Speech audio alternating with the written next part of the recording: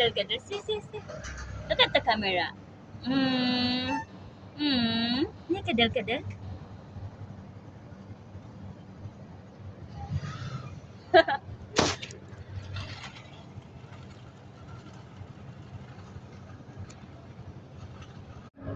Buntis sure.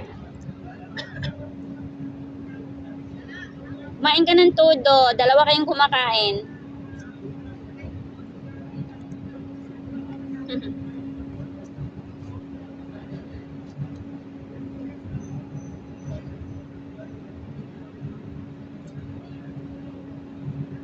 Yung ibang pusa, nagsawa na yata sa mga ganun.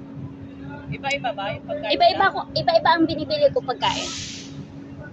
Iba-ibang flavor kasi yan. Nung nakaraan, ang binili ko is chicken with fish. Ngayon, ang binili ko is fish lang.